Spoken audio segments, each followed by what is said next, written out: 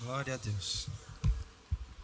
Saúdo os irmãos mais uma vez com a paz do Senhor, amém? João, acho que aumenta um pouquinho.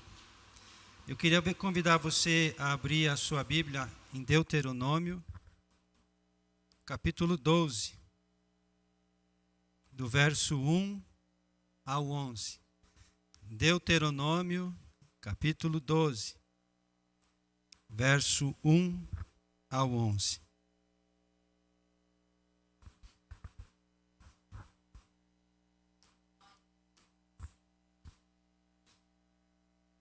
Deuteronômio 12, do 1 ao 11.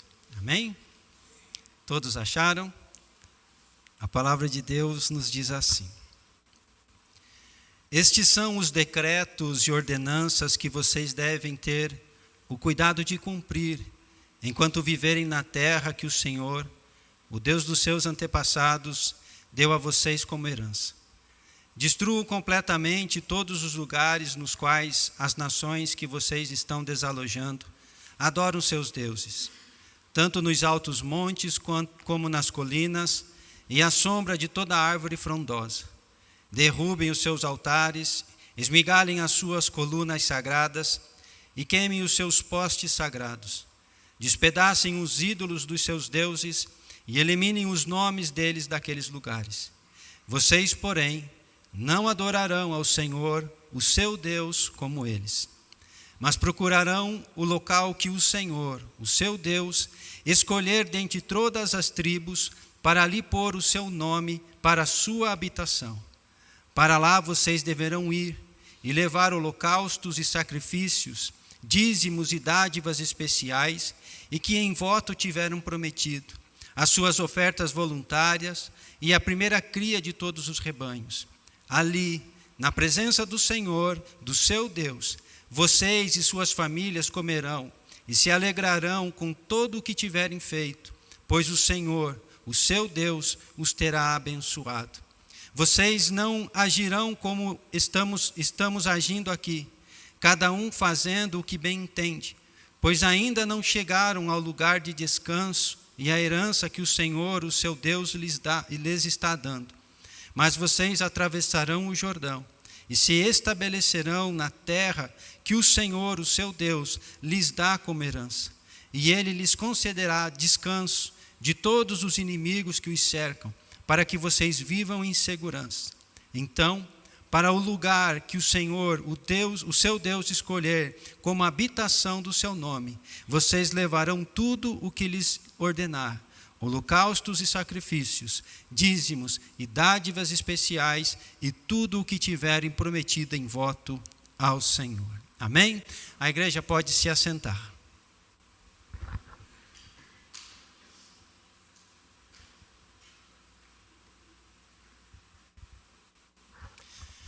Quero começar falando algumas coisas a respeito do livro de Deuteronômio. Antes que eu caia aqui. Deuteronômio é o último livro do Pentateuco, foi escrito por Moisés. E a ideia do livro de Deuteronômio é Moisés fazer uma revisão de toda a história, de toda a jornada de Israel no deserto, e também de relembrar todas as leis, as ordens, os decretos, os mandamentos que o Senhor havia ordenado, para que, como se eles estivessem sendo preparados para tomar posse da terra prometida. É considerado por muitos como o livro mais importante do Antigo Testamento. É o livro que mais é citado por Jesus, faz 259 referências de outros livros do Pentateuco, é citado 356 vezes por outros livros do Antigo Testamento e mais 190 vezes no Novo Testamento. Além disso, o livro de Deuteronômio é um resumo de toda a teologia do Antigo Testamento. Então, este é um livro muito importante e seria interessante nós lermos para conhecimento. As leis talvez não se apliquem, mas a essência das coisas permanecem as mesmas. E sobre esse texto que lemos, nós vemos aqui o Senhor estabelecendo alguns requisitos para a adoração do seu povo. Então nós podemos ver ali no verso 4 que a adoração do povo de Deus não pode, de maneira alguma, se assemelhar à idolatria que os cananeus praticavam naquele período. Uma outra coisa interessante, verso 5, o Senhor está dizendo que em Canaã haveria um local único para adoração. Mais uma diferença em relação aos cananeus que adoravam em cima nos montes, nos bosques, enfim, em vários lugares. O Senhor queria trazê-los todos a um lugar. Último lugar, o Senhor também fala que a adoração não pode ser de qualquer forma, ou seja, que cada um faz aquilo que bem achar, que cada um faz aquilo que acha que é o certo. Ele disse, hoje nós estamos assim, mas quando nós chegarmos lá, não vai mais poder ser dessa forma. Então o Senhor está estabelecendo aqui nesse texto princípios que devem ser a razão verdadeira da adoração. Olhando para o texto que lemos, eu posso elencar aqui 5, não sei se são todos, mas os que eu consegui identificar. A adoração precisa ser com alegria. A adoração precisa ser num ambiente familiar. A adoração precisa ser com gratidão pelas coisas que nós recebemos. A adoração precisa ser um reconhecimento de que o Senhor é a fonte de todas as bênçãos. E a adoração precisa ser em unidade. Nós não podemos fazer cada um à sua maneira. Então, o nosso objetivo hoje é olhar para a adoração do ponto de vista daquilo que agrada ao Senhor.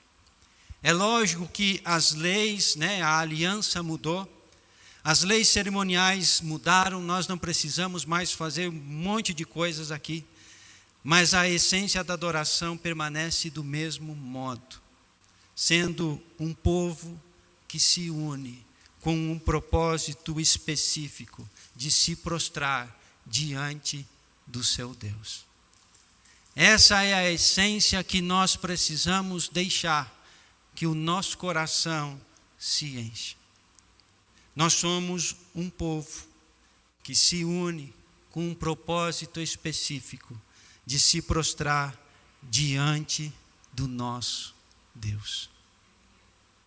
Então, no texto que lemos, o Senhor está determinando um lugar onde a adoração ia ser realizada. No Novo Testamento, não existe mais essa figura do lugar. Não existe um templo, apesar de nós nos reunirmos em um. Mas no Antigo Testamento havia só um lugar. E as pessoas às vezes tinham que andar quilômetros para poder expressar a sua adoração, para poder oferecer os seus sacrifícios. No Novo Testamento nós não temos esse lugar único de adoração, mas os princípios e a necessidade de um lugar especial para que o Senhor seja adorado. Isso ainda vale. E é sobre esse lugar para o Senhor que eu quero falar com você esta noite. Deus precisa de um lugar especial na sua vida para que você o adore. Ao longo da mensagem vamos falar sobre as exigências de Deus relacionadas à adoração, alguns perigos que corremos ao não seguir o caminho estabelecido pelo Senhor e como os princípios revelados aqui em Deuteronômio podem nos ajudar a ter uma vida de verdadeira adoração a Deus. Quero começar então falando sobre as exigências de Deus ao seu povo. Os versos 2 e 3 que nós lemos, o Senhor começa dizendo que o seu povo, quando chegasse em Canaã, deveria destruir todas as coisas que envolvessem o culto idólatra dos cananeus. E uma pergunta que eu já sei a resposta, mas eu quero fazer é: por que Deus se importa com a idolatria se os ídolos não são nada? Se os ídolos são uma farsa, são uma mentira, Por que Deus se importa que alguém se prostre diante de um objeto e faça de conta que esse objeto tem vida ou poder? Se todos nós, se o Senhor sabe que isso é mentira, que isso não tem poder algum. E eu quero começar mostrando para você o porquê disso, para que você entenda o quão importante é você ser fiel ao Senhor, e para que você possa olhar para a sua vida, para as coisas que você faz. Porque se nós não tivermos o cuidado, nós corremos o risco de seguir pelo mesmo caminho dos cananeus. Quero que você entenda hoje que idolatria significa a substituição de Deus em uma área determinada da nossa vida. Idolatria significa trocar Deus por alguma coisa. Significa que Deus deixa de ter a importância ou de fazer parte da nossa vida em determinada área. A base desse mal se encontra na rebelião de Satanás no céu, querendo assumir o lugar de Deus, ou ainda na tentativa de achar uma alternativa para Deus. Se você olhar para o texto de Gênesis 3, quando Satanás engana a Eva, o que ele oferece a Eva é uma alternativa, aparentemente melhor, para ela seguir.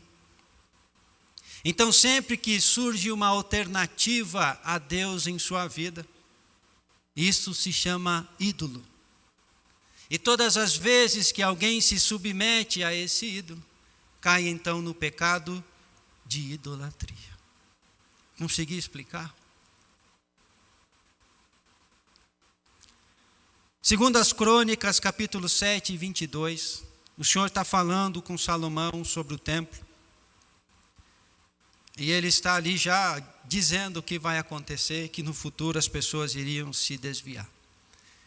E o Senhor cita para nós aqui algumas etapas que conduzem aqueles que servem ao Deus com fidelidade, a chegar ao estágio da adoração, do culto de ídolos. O Senhor diz, em primeiro lugar, as pessoas abandonam a Deus. Em segundo lugar, elas se apegam a um ídolo. Em terceiro lugar, elas adoram um ídolo. E por último, elas passam a cultuar o ídolo.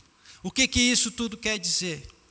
Quando nós nos afastamos de Deus em determinada área ou determinado assunto da nossa vida, nós passamos a perceber que um vazio surge dentro de nós. E nós vamos dar um jeito de preencher esse vazio de alguma maneira. Estava meditando nesse texto, na mensagem hoje, e eu me lembrei de um filme que eu nem assisti, mas eu lembrei, chamado O Náufrago, que era um homem que caiu numa ilha, e que aí ele fez uma amizade com uma bola de vôlei, e que ele conversava com essa bola de vôlei como se fosse uma pessoa. E hoje eu assisti a última cena, a hora que ele sai da ilha, que a bola de vôlei cai da jangada dele, e ele sai desesperado para salvar aquela bola.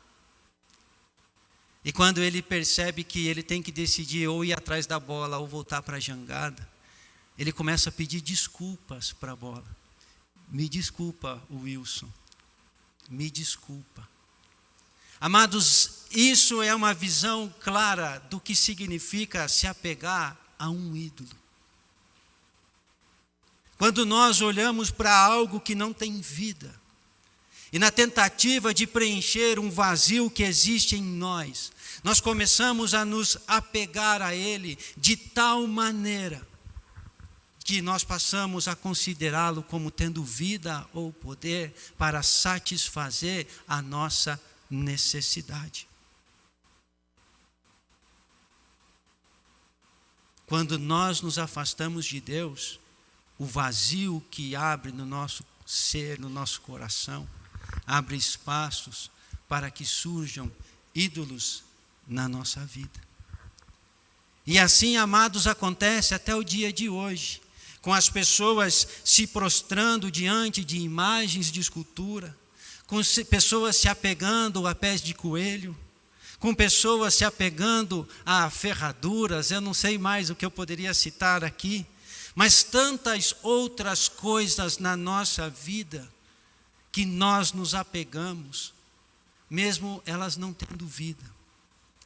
E eu me lembro, mais uma vez, citando o período do assalto, que nos dias que se passaram, a Sara vivia comentando na hora do almoço que ela tinha medo, que ela tinha medo, que ela tinha medo. E eu dizia, filha, você precisa orar e descansar no Senhor. Até que um dia, na hora do almoço, estava eu, ela e o João sentados, e ela disse assim, ontem eu fiquei com medo. Daí eu olhei para a minha forniquita, que é um bichinho de pelúcia, do esmilinguido, eu abracei ela, e eu pedi para ela cuidar de mim. Querida, na inocência dela. Na hora, eu e o João nos olhamos, e daí o João falou assim, isso não é idolatria? Eu falei, é.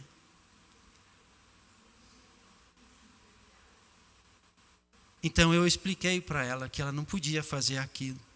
Mas vejam, amados, como é simples de nós nos apegarmos a qualquer coisa para substituir a ausência de algo no nosso coração. Então as etapas da adoração aos ídolos, do culto aos ídolos, é essa. Você se afasta de Deus. Você abre espaço na sua vida para que os ídolos preencham supostamente o buraco, o vazio que existe no seu coração. E você passa a adorá-los, a se submeter, a servir ao ídolo. E o próximo passo é você cultuar o seu ídolo. O que significa cultuar? O culto, ele está diretamente envolvido com o sacrifício. Achei um vídeo na internet curtinho, do Douglas Gonçalves, e ele deu um exemplo que eu achei muito bom. Um exemplo do Deus Mamon, o Deus do dinheiro, Deus da riqueza. Ele quer o sacrifício do seu tempo e do seu amor em troca daquilo que as riquezas podem te oferecer. Então eu tenho um vazio na minha vida, eu me afasto de Deus, aquele vazio começa a preencher, surge uma alternativa. Se eu trabalhar um monte, se eu for muito rico, as pessoas vão me respeitar. Se eu for muito poderoso, ninguém mais vai me humilhar. E esse ídolo Mamon diz assim, então você precisa trabalhar até mais tarde. Então você precisa amar seu trabalho mais que sua família. Você precisa amar mais o seu trabalho do que o seu emprego. E eu vou te dar essa riqueza que você pede. E a pessoa afastada de Deus, com um buraco do tamanho do mundo no peito, se rende, adora, se prostra e cultua e oferece o seu sacrifício, a sua vida, o seu tempo, o seu amor, em troca de algo que não existe.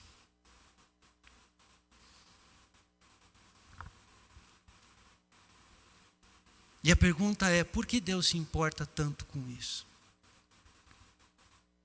Por que Deus fica tão irado em saber que os seus filhos seguem os ídolos? 1 de João, capítulo 3, verso 8 diz, para isso o Filho de Deus se manifestou, para destruir as obras do diabo. O plano de Deus para a humanidade, desde a queda, é restaurar o relacionamento, é restaurar essa humanidade, para que nós possamos viver eternamente ao lado dele. Toda ação de idolatria é um caminho oposto, ou contrário, como você achar melhor, à vontade de Deus. A idolatria, ela não pode existir no meio do povo de Deus, porque ela leva você contra Deus, ela leva você contra o desejo, o plano de Deus, ela faz com que você troque o Senhor por outras coisas, ela faz com que você não tenha o zelo pelo Senhor, pela sua vida com o Senhor. Então o Senhor está dizendo por meio de Moisés: quando vocês chegarem na terra, destruam tudo o que tiver referência ao culto dos cananeus. Não pode haver possibilidade alguma de que nós possamos nos envolver com eles. E você vai ver lá no texto bíblico, Deus proibindo o casamento com mulheres de outras nações, proibindo os homens de entregarem suas filhas para filhos de outras nações, e a justificativa é sempre a mesma, porque eles vão introduzir no nosso meio o culto aos seus deuses. E nós poderíamos aplicar isso de inúmeras formas na nossa vida. Nós poderíamos pensar, amados, que nós não podemos trazer para o meio da igreja nada que não seja de Deus, nada que o mundo lá fora idolatra. E muitas vezes nós, na ânsia de alcançar o mundo, trazemos a idolatria e o pecado para dentro das nossas casas, para dentro das nossas vidas, para dentro da nossa comunidade de fé. Eu quero que você olhe hoje, amado, sobre aquilo que agrada a Deus. Não pode haver espaço para idolatria no nosso coração. O Senhor quer você por inteiro, e não dividi-lo com alguém. Jesus disse: é impossível alguém servir a dois senhores, porque uma hora vai agradar um e desprezar o outro, outra hora vai agradar o outro e desprezar o um. E o primeiro e grande mandamento para nós é: amará, pois, o Senhor Deus de todo o teu coração, de todo o teu pensamento, de toda a tua alma. Não pode haver outro Deus além do nosso. A segunda coisa que o Senhor pede ao seu povo, verso 4, a adoração ao Senhor deve ser diferente da forma de cultuar que os cananeus tinham. E qual era essa forma? Uma forma onde não há relacionamento, mas sim a prestação de um serviço. E eu me lembrei dos filmes que retratam lá o Egito Antigo, aqueles povos todos, aonde eles diziam assim: vai lá e oferece um sacrifício para o Deus X, para que ele não fique irado com a gente. Vai lá e ofereça um sacrifício ao Deus Y, para que ele conceda o que a gente quer. E nos dias de hoje as coisas não mudaram. Vai lá e faça uma oferenda àquele Deus, e ele traz o seu amor em 3 dias. Vem aqui nessa igreja 7 vezes, e você vai conseguir o que você quer. A forma de cultuar a Deus dos cananeus não tinha relacionamento, só a prestação de serviços. E eu quero que vocês entendam, Deus estava formando um povo para se relacionar com Ele. A adoração a Deus muda as coisas. O Senhor trocou o objeto oferecido pelo relacionamento desenvolvido. Pare e pensa comigo. O que Deus exige de você e o que Deus exige de mim para nos abençoar? Fidelidade no relacionamento.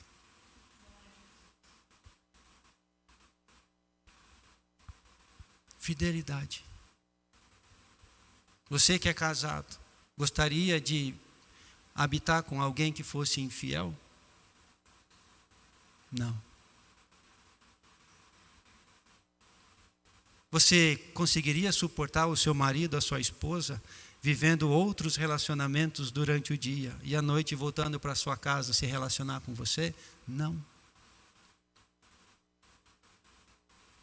Por isso, muitas vezes, a palavra de Deus traz o sentido da idolatria como prostituição. E o que o Senhor quer de mim e de você é só a fidelidade, é só o amor, é só o seu coração. Há muitas promessas, e em nenhuma delas o Senhor te pede nada, a não ser o amor, a confiança, a humildade e o amor. Eu queria que você pensasse sobre isso hoje. Isaías 1:19 diz: se quiserdes e me ouvirdes, comereis o melhor dessa terra. Deuteronômio 28, 1 e 2 diz: se vocês ouvirem atentamente a voz do Senhor, seu Deus, tendo cuidado de guardar todos os seus mandamentos que hoje lhes ordeno, o Senhor, seu Deus, exaltará vocês sobre todas as nações da terra. Se ouvirem a sua voz, do seu Deus, sobre vocês virão e os alcançarão todas essas bênçãos. E você pode ler lá até o verso 14, se eu não me engano. É bênção atrás de bênção. O Senhor só está pedindo fidelidade.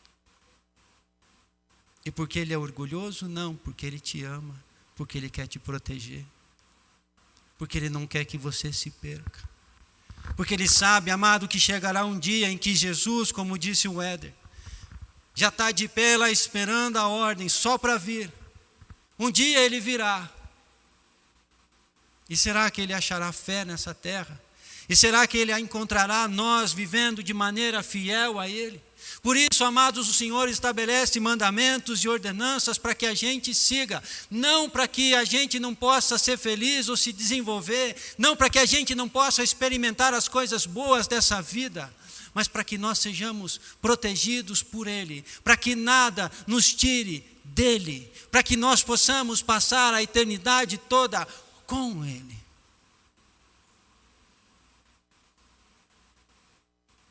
Você coloca regras na sua casa para os seus filhos, não é porque você não quer que eles fiquem felizes, mas eles não sabem o perigo de pôr a mão na tomada. Eles não sabem o prejuízo de passar 24 horas do dia no celular. Então você interfere, você cria normas, você cria regras, você coloca de castigo, você corrige, para que ele possa aprender, para que ele possa permanecer seguro. A adoração, amados, é a gente reconhecer esse Deus e se prostrar diante dele e se entregar de coração a ele. Terceira coisa que o Senhor pede aos irmãos de Israel em relação à adoração: o culto precisa ser organizado. Versos 5 a 7, um local apropriado, um ambiente familiar e alegre, cheio de gratidão. Verso 8, o Senhor diz que tem que ser em unidade, porque naquele tempo cada um fazia como bem entendia, mas assim não é a vontade de Deus. O culto precisa ter ordem. E aí eu me lembrei de 1 Coríntios 14, Paulo falando sobre as exigências do culto e nos mostrando que a mesma ordem de ter ordem no culto permanece até hoje. Diz o texto de 1 Coríntios 14, 26 ao 31. Que fazer então, irmãos? Quando vocês se reunirem, um tem salmo, o outro tem um ensino, este traz uma revelação, aquele fala em línguas e ainda outro faz a interpretação. Que tudo seja feito para edificação. No caso de alguém falar em línguas, que não sejam mais do que dois, ou quanto muito 3, e isto sucessivamente, e haja alguém que interprete, mas não havendo quem interprete, fique calado na igreja, falando consigo mesmo e com Deus. Tratando-se de profetas, falem apenas 2 ou 3, e os outros julguem. Se porém vier uma revelação a alguém que esteja sentado, cale-se o primeiro, porque todos poderão profetizar, um após o outro, para que todos aprendam e sejam consolados. O culto a Deus no Novo Testamento precisa de ordem. Não podemos sair fazendo o que nós queremos. Não podemos sair fazendo do jeito que queremos. Eu quero chamar a sua atenção para que essa unidade, essa organização, é uma garantia que nós temos, uma proteção contra a idolatria. Porque se cada um de nós fizesse do seu jeito, nós estaríamos em sérios perigos. Pensa comigo, eu vou cultuar a Deus no domingo, mas eu vou cultuar lá na minha casa. E daí você fala, e eu vou lá na minha casa, e eu vou na minha, e eu vou vir na igreja.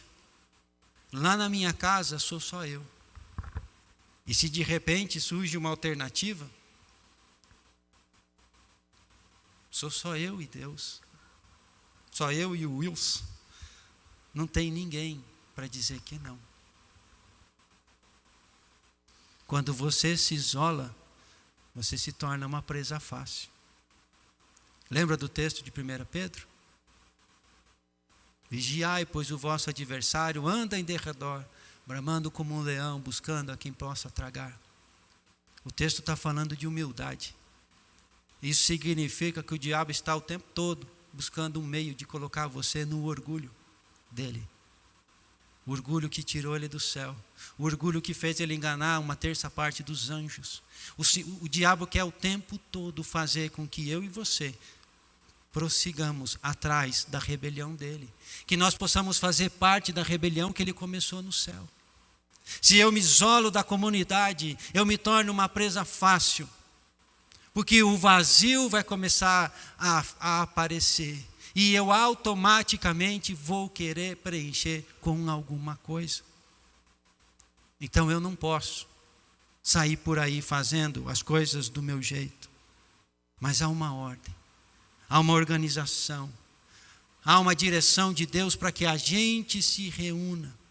Hebreus, se eu não me engano, capítulo 10, diz que a gente não deve deixar de se reunir como igreja, como é o costume de alguns. Tem gente que acredita que não é necessário esse ajuntamento aqui. Tem gente que acredita que é possível viver na própria casa, sozinho, cultuando a Deus. Mas talvez essas pessoas não percebam ou não entendam o perigo que elas se colocam. Porque uma simples desviada surge uma alternativa. Então nós precisamos valorizar esse ambiente. Nós precisamos valorizar essas pessoas. Às vezes dá uma enroscada aqui, uma enroscada ali, mas não tem família que não tenha umas enroscadas de vez em quando. O nosso desafio é, apesar disso tudo, vivemos num ambiente alegre e familiar, daqueles que se reúnem para se prostrar diante do seu Deus. Amém? Quero falar agora sobre perigos que nós corremos quando nós estamos adorando. Perigos de cairmos no mesmo caminho dos cananeus. Já falamos sobre a idolatria. Mas como é que nós, que estamos aqui buscando a Deus, com toda a intenção do nosso coração de vivermos uma vida certa, uma adoração correta, como é que nós podemos cair no pecado da idolatria? A adoração é reconhecimento.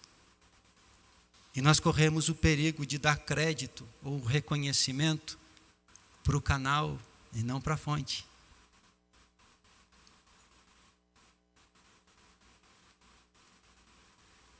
Nós podemos estar dentro da igreja e correr o risco de dar o crédito para o canal, não para a fonte.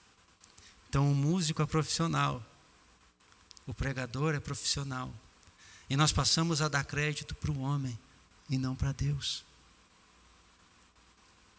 Nós temos um pastor que é fantástico, e daí nós começamos a amá-lo de tal maneira que o crédito deixa de ser de Deus, passa a ser do homem.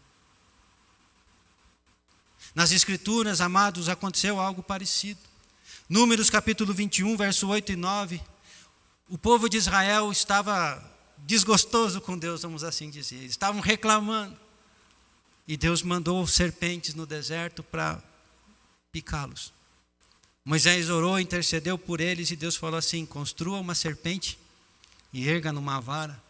Quando a serpente picar eles, se eles olharem para a serpente, eles vão ser curados. Tudo certo. E até uma tipologia de Cristo, né, que foi usada por ele mesmo no Novo Testamento. Mas qual foi o problema disso? O povo foi carregando aquela serpente, olhando para a serpente, olhando para a serpente, até que chegou um dia que eles acreditavam no poder da serpente.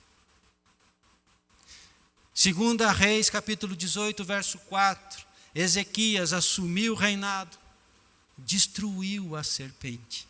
Passados muitos e muitos anos, o texto diz que o povo de Israel ainda queimava incenso para aquela serpente. Eles trocaram e deram glória para o canal, ao invés da fonte. Eles se afastaram de Deus, se apegaram ao ídolo, adoraram e o serviram, e ofereceram um culto. E aí eu pergunto para vocês, como é que nós podemos hoje estarmos andando nesse mesmo caminho? Quando eu exalto a minha habilidade, a sua habilidade, quando eu me acho autossuficiente, quando a minha posição fala mais do que o meu relacionamento com Deus. Amados, esse é o caminho de nós seguirmos para a idolatria. O segundo perigo é o da hipocrisia. É igual, só que diferente. A hipocrisia é uma falsa adoração. A hipocrisia é você parecer que é, mas não é. Você parecer algo que você não é. E eu quero dizer para você que a falsa adoração ela é inútil. E a Bíblia nos mostra um primeiro caso de adoração falsa em Gênesis capítulo 4. Um homem chamado Caim, que ofereceu sacrifícios que não agradaram ao Senhor. Seja porque não era do jeito certo, foi cereal e não sangue, ou talvez porque o coração dele não estava correto. Provérbios 21 e 27 diz que os sacrifícios dos ímpios já por si é detestável, tanto mais quando oferecidos com más intenções. Isso quer dizer que eu e você podemos vir aqui na igreja, oferecer um sacrifício de louvor. Oferecer um sacrifício de oferta agradável. E isso não tem valor algum para Deus.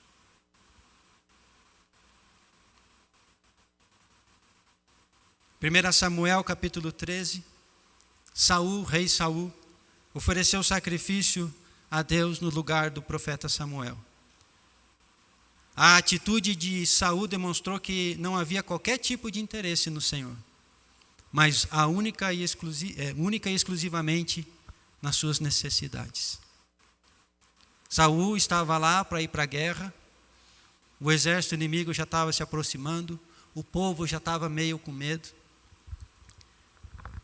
O tal do Samuel não chegava nunca. Deu 7 dias que eles tinham combinado. Esse Saul falou assim: traz lá e vamos oferecer um sacrifício a Deus. Quando ele terminou, surge o Samuel.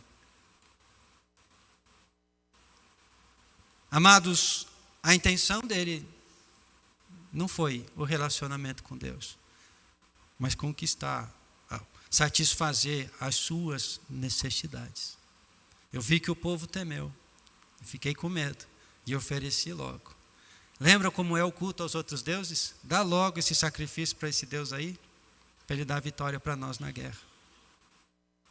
Esse não é o culto a Deus. E aí eu pergunto, quantas vezes nós fazemos uma oração e não estamos nem aí para Deus? Nós só queremos que a nossa necessidade seja atendida.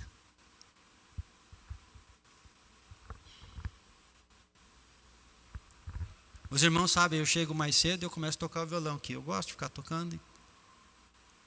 E aí eu chego, faço rapidinho com as pilhas aqui, pego o violão e vou tocar. Um dia, algum tempo atrás, era eu que pregava. Eu falei assim, não, hoje eu tenho que orar, né? Eu que prego. Eu dobrei meu joelho para orar. Mas eu não queria estar orando, porque eu queria terminar logo e voltar a pegar o violão. E o Senhor me chamou a atenção. O meu coração não estava naquela oração. O meu interesse não era pelo Senhor. Entrega logo essa oração para Deus, para Ele te abençoar depois na mensagem. Entrega logo essa oferta, essa oferenda a esse Deus, para que Ele satisfaça o teu desejo, a tua necessidade. Isso é hipocrisia. Isso é adoração falsa. Isso não agrada a Deus. No Novo Testamento nós temos também a figura dos fariseus, que tinham como marca o zelo extremo pela religião. Pessoas que seguiam à risca a letra, mas constantemente reprovados por Jesus, porque o que eles faziam era só exteriormente, mas o seu interior estava longe de Deus. E nós precisamos tomar o cuidado de que nós não sejamos os fariseus desse tempo. Me lembro do início da minha caminhada, eu dizia para o Luciano, o único medo que eu tenho é Jesus voltar e eu ser encontrado como um fariseu. Como aquele que aparenta muita coisa, mas que não é nada. Nós precisamos, amados, entender que a verdadeira adoração não é medida pelo que você faz, mas sim pelo como você faz. Não é porque você passa horas e horas orando para que as pessoas vejam e digam parabéns. Não é porque você decora os textos da Bíblia. Não é porque você não falta nenhum dos cultos. Não é porque você faz um monte de coisas que as outras pessoas não fazem. A verdadeira adoração não está relacionada ao que propriamente você faz, mas à maneira como você faz. E tem um texto lá em Lucas capítulo 21, que mostra Jesus no templo, observando as pessoas, trazendo sua oferta diante do Senhor. Muitas pessoas ricas vinham, depositavam grandes quantidades de dinheiro. Mas de repente surge uma senhora, viúva, pobre, que coloca 2 moedinhas. E Jesus disse, está vendo? Ela entregou muito mais do que eles. Eles entregaram o que não faltava, o que estava sobrando. Ela entregou todo o seu sustento. Você está falando então, Marcelo, que nós devemos trazer um monte de dinheiro? Não. Estou dizendo que você não tem que se preocupar em trazer um monte de dinheiro, um monte de oração, um monte de canção, um monte de pregação ouvida no YouTube, um monte disso, um monte daquilo. Mas se preocupar no como você tem feito isso. Se preocupar se o que você tem feito é fruto do seu relacionamento com Deus, ou do seu interesse pelas coisas que Ele pode te oferecer. Então a adoração que não é verdadeira, além de perigosa, é inútil diante de Deus. A última parte. Como então esses princípios, essas coisas que estão escritas em Deuteronômio 12, podem nos ajudar a viver uma vida de verdadeira adoração ao Senhor? Primeiro, nós precisamos ter a postura de que a adoração é servir e não ser servido. O próprio Jesus, Rei dos Reis, Senhor dos Senhores, o Filho de Deus, se esvaziou a si mesmo e tomou a forma de servo e veio a esse mundo. Esse mesmo Jesus disse aos seus discípulos que ele veio para servir e não para ser servido. Esse mesmo Jesus disse que os menores são os que são os maiores e os maiores são os menores. Nós precisamos entender que nós somos chamados por Deus para servir e não para sermos servidos. A adoração apresentada em Deuteronômio 12 diz que ela é um reconhecimento da autoridade do Senhor, obediência, que nós devemos reconhecer o que o Senhor tem feito por nós com alegria e gratidão. Que nós devemos reconhecer que nós somos uma família, que temos um Pai, e devemos adorá-lo em unidade. Só que às vezes nós deixamos tudo isso de lado e queremos só satisfazer o nosso desejo. Então a gente vem para o culto e o louvor não é do jeito que eu gosto. A mensagem não é do jeito que eu gosto. E aí as pessoas dizem assim, mas eu estou pagando para estar aqui. Eu trago o meu dízimo e a minha oferta nesse lugar e ela não me retribui, não me agrada. Vou pegar o meu dinheiro e vou pagar em outro lugar. Quando nós não temos a mentalidade do servo, nós tratamos a igreja ou corremos um sério risco de tratá-la como uma empresa que presta serviços. Ah, mas a pastora não me visita tantas vezes no mês que eu gostaria, então eu vou trocar de pastora. Ah, mas o Marcelo isso, ou o Fernando aquilo, sei lá quem é isso, enfim. Essa mentalidade de ser servido precisa ser tirada do nosso coração, porque ela vai nos levar a uma vida de adoração que não vale a pena. Logo ela te coloca diante de um ídolo que satisfaz a tua necessidade, que preenche o teu vazio e você se prostra. Então eu venho hoje, amados, falar para vocês de uma oportunidade. Hebreus capítulo 10, verso 19 ao 22. Portanto, irmãos, tenham plena confiança para entrar no Santo dos Santos. Você tem noção do que isso significa?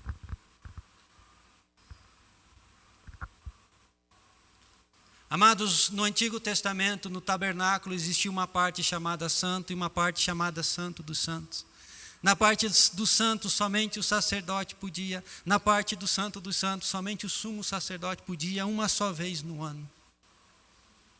Jesus rasgou o véu e deixou você, que não é nem sacerdote, que não é nem sumo sacerdote, entrar na presença do trono de Deus. Portanto, irmãos, temos plena confiança para entrar no Santo dos Santos pelo sangue de Jesus. Sejam gratos por isso. O dia que você vem aqui, amado, seja grato por isso. Por um novo e vivo caminho que Ele nos abriu por meio do véu, isto é, do seu corpo. Temos, pois, um grande sacerdote sobre a casa de Deus. Sendo assim, aproximemo-nos de Deus com um coração sincero e com plena convicção de fé, tendo o coração aspergido para nos purificar de uma consciência culpada e tendo os nossos corpos lavados com água pura. Hebreus capítulo 13, verso 15. Por meio de Jesus, portanto, ofereçamos continuamente a Deus um sacrifício de louvor, que é fruto de lábios que confessam o seu nome. O Senhor podia exigir de você bodes, ovelhas, cabritos, bois. E se hoje nós vivemos numa pindaíba, imagine ainda se nós tivéssemos que ficar comprando boi, cabrito, ovelha, pombas, para poder ter comunhão com o Senhor. Mas Jesus ofereceu o seu sangue uma única só vez, para que essa oportunidade fosse dada a você. Então ofereça continuamente sacrifícios de louvor, com reverência e temor, pois o nosso Deus é um fogo consumidor. Hebreus 12, 28 e 29. Portanto, já que estamos recebendo um reino inabalável, sejamos agradecidos e assim adoremos a Deus de modo aceitável, com reverência e temor.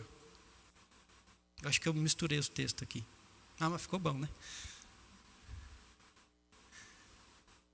Se nós estamos recebendo um reino inabalável, sejamos agradecidos. Eu quero que você entenda que culto não é estudo.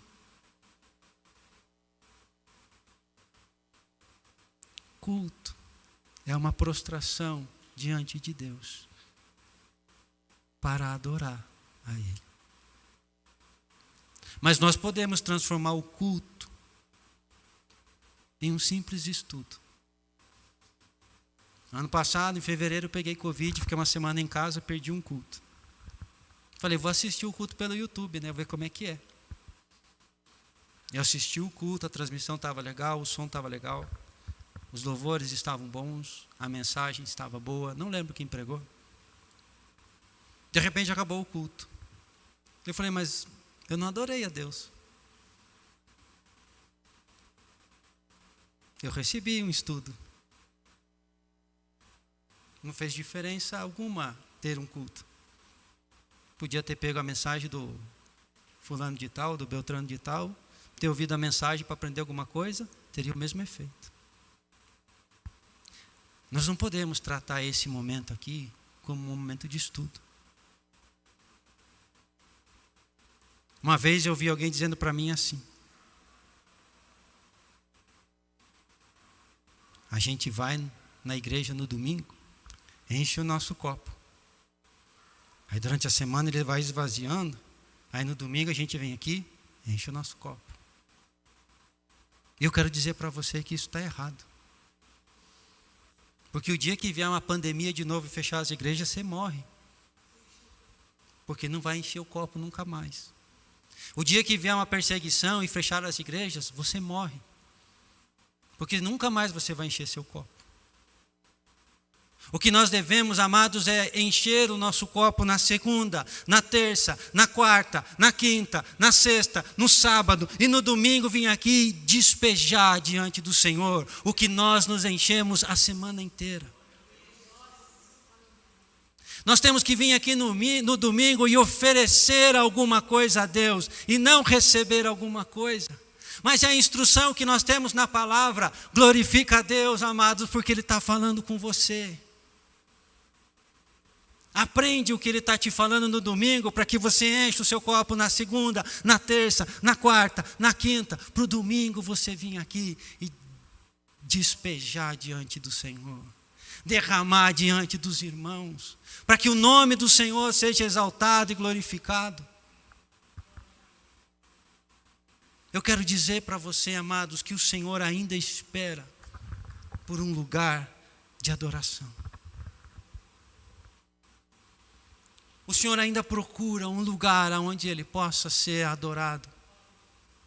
Aquelas pessoas andaram quilômetros para poder estar diante do Senhor e oferecer a Ele um sacrifício, para restaurar ou fortalecer o relacionamento, a comunhão deles com o Senhor. Hoje, nós temos um lugar de culto. Mas talvez o lugar da adoração que está dentro de nós não esteja funcionando direito. Hoje nós temos um lugar para nos reunir. Nós não precisamos talvez andar tantos quilômetros como eles.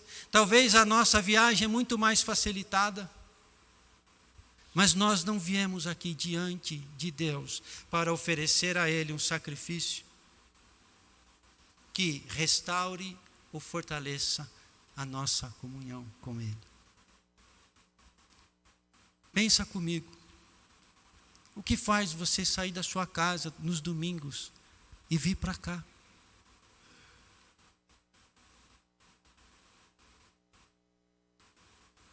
Tem muitos pregadores, mas muito melhor do que todos nós que pregamos aqui juntos no YouTube.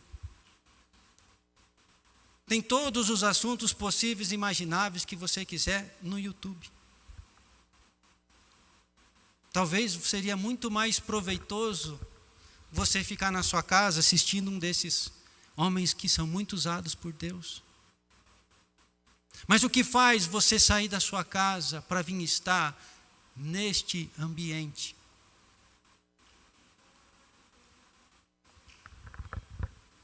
Hoje a gente teve a ceia. Que diferença faz isso para você? Que diferença fez para você hoje tomar sua ceia? Participar desse momento? Hoje nós cantamos louvores. E o que mais mexeu com o seu coração? A qualidade da música, o tipo das músicas, as pessoas que cantaram, que tocaram, que erraram. Eu errei um monte. Ou foi a reverência a Deus no seu coração? O que mais mexeu com você hoje? João capítulo 4, verso 23 ao 24, estou encerrando. Jesus dizendo àquela mulher no poço: no entanto, está chegando a hora, e de fato já chegou, em que os verdadeiros adoradores adorarão o Pai em espírito e em verdade. Presta atenção nisso. São estes os adoradores que o Pai procura. O Senhor ainda busca um lugar para ser adorado.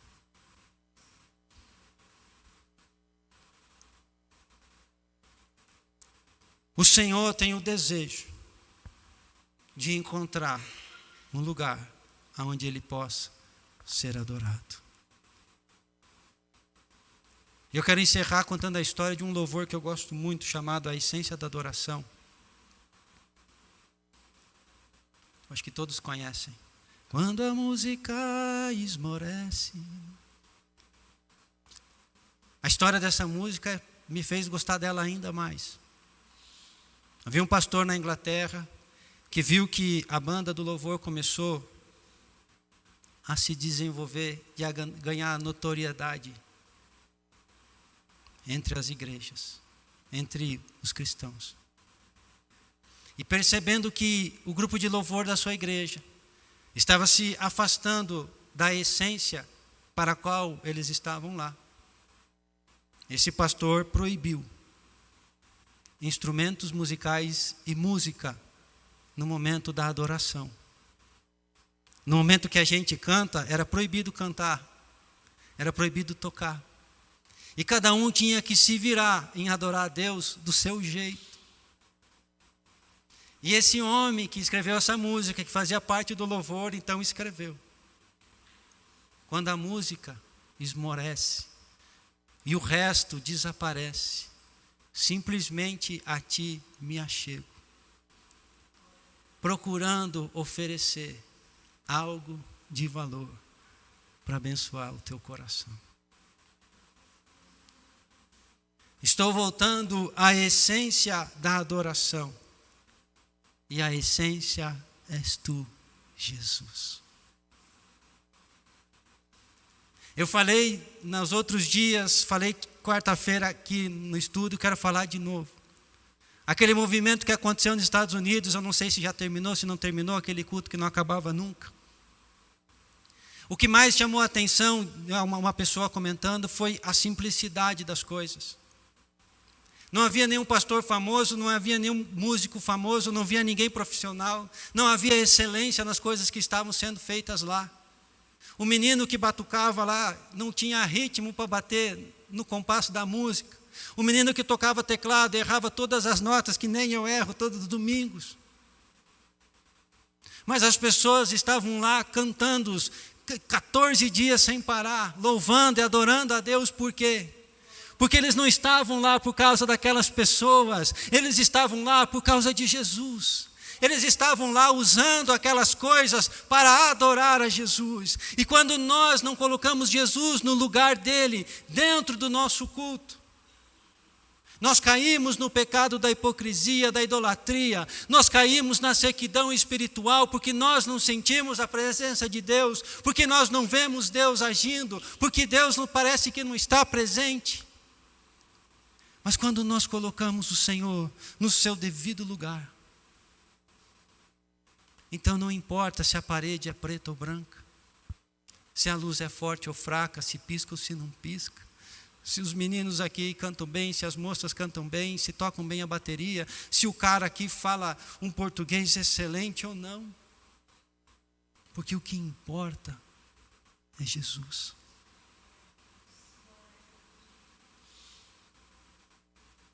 Eu vim hoje aqui dizer para você, amados, que há um lugar de adoração que nos leva à presença do trono de Deus. Há um lugar que Jesus conquistou para nós, que permite que eu e você possamos nos prostrar diante do trono de Deus. E é para esse lugar que eu quero convidar você a desejar a partir de hoje. É para esse culto que eu quero convidar você a vir todos os domingos aqui, a dobrar o seu joelho e a buscar esse Deus. Amados, nós não podemos chegar lá se não for por Jesus. Nós de nós mesmos não temos como chegar até lá. E eu entendi o porquê o pastor vivia brigando com a gente para vir mais cedo, dobrar o nosso joelho e orar. Porque nós não podemos chegar lá. Enquanto houver coisas no nosso coração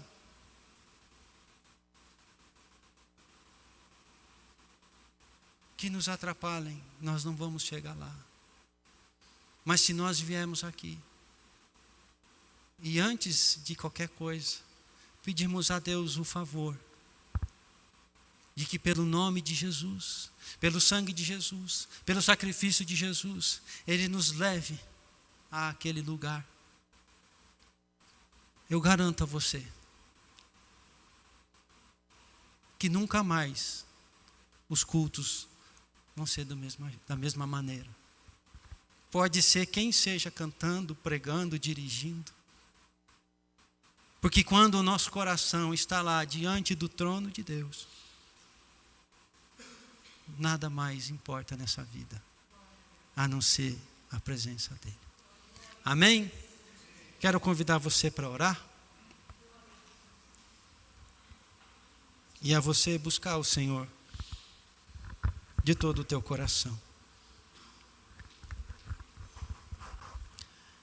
Senhor Deus e Pai, em nome de Jesus, Pai, eu quero agradecer ao Senhor pela Tua graça e pela paciência, Pai, que o Senhor tem comigo e acredito que com os meus irmãos também. Pai, em muitas vezes, Senhor Deus, nós viemos a este lugar, Senhor. Nós participamos de todas as coisas e vamos embora, Senhor Deus, sem que aparentemente nada tenha acontecido. Sem, Senhor Deus, sentir Tua presença, sem ter, Senhor Deus, adorado a Ti, Senhor. Pai, nós queremos no nome de Jesus pedir perdão ao Senhor. E pedir no nome de Jesus, Pai, que o Senhor venha despertar no nosso coração a consciência de que há um lugar, Senhor. Um lugar de adoração que nos levará, Pai, diante do Teu trono, para falarmos diretamente contigo. Nos ajuda a entender que a adoração, Pai Santo, é o que nós oferecemos a Ti. E que nós nunca nos esqueçamos que as Tuas promessas, Senhor Deus, são suficientes para atender, Senhor Deus, todas as nossas necessidades, para trazer paz a todas as nossas inquietações. Então, Senhor Deus, nós podemos ir descansados diante de Ti e nos prostrarmos diante do Senhor, como o texto que nós lemos, com alegria, com as nossas famílias, nos reunindo, Pai, como uma grande família que somos em Ti, e que nós possamos, Pai Santo, Te adorar, Senhor, em espírito e em verdade, Senhor. Que nós sejamos verdadeiros adoradores, aqueles que alegram o Teu coração, daqueles, Senhor Deus, que o Senhor tem prazer de nos ouvir e de estar conosco. Pai, abençoa a vida de cada um de nós, para que nós possamos crescer em oração, em adoração, Pai. Nós Te louvamos pela Tua palavra, nós Te louvamos pelo Teu amor, pelo Teu cuidado, pelo Teu carinho, Pai. Abençoa a nossa vida, Senhor, em nome de Jesus. Amém. Amém, meus irmãos.